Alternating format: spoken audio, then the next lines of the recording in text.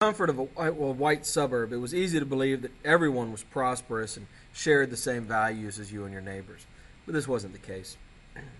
Michael Harrington published a book in 1962 called The Other America that documented the continuing poverty in many segments of American society. In 1960, 30 million Americans, or 20% of the population, was living under the poverty line. Millions more were just above that line. Most poor went in and out of poverty, meaning they might get a job for a little while, be able to pull themselves out of poverty, and then lose that job and fall right back in. 20% of poor were constantly poor. Half of elderly Americans, many African Americans and Hispanics lived in poverty. The poorest group in the country, though, were Native Americans. The rising tide of the 1950s simply didn't lift all boats. Harrington called these groups resistant to hope. And there you see this graph starts in 60, but you can see how much higher poverty was heading into the 60s than it will be at the end of the 60s. Farmers lived a marginal existence. In 1948, farmers got 8.9% of the national income, but by 1956, just 8 years later, that number's been cut more in half to 4.1%. One reason was there were fewer farmers. In 1956 alone, 10% of rural Americans moved into the cities. Because of this, of the abundance of the 50s, as national incomes rose, agri-prices rose 50%, agricultural prices dropped 33%. So even if you're growing the same amount as a farmer, you're making less.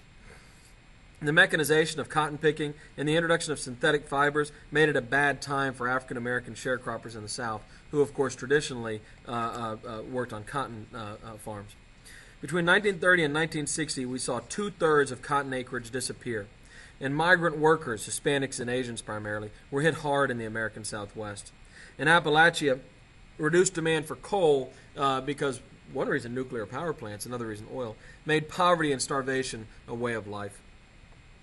White flight would then set in and create minority ghettos. If you could afford to get out of the cities during the 50s and into the 60s, you probably did.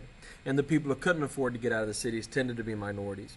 This coincided with a black migration leaving their sharecropping lives because cotton was simply disappearing as an American crop and moving into the cities. So the whites are heading out to the suburbs and minorities are heading in. Between 1940 and 1960, 3 million African Americans moved from the South to northern cities. Chicago, Detroit, Cleveland, and New York all developed large black neighborhoods. This will combine with white flight to cause the percentage of African Americans living in cities to skyrocket. And so now if you go into the downtowns, you're going to see overwhelmingly, in the north even, African Americans living there. Between 1940 and 1960, 1 million Puerto Ricans moved to the cities, primarily to New York.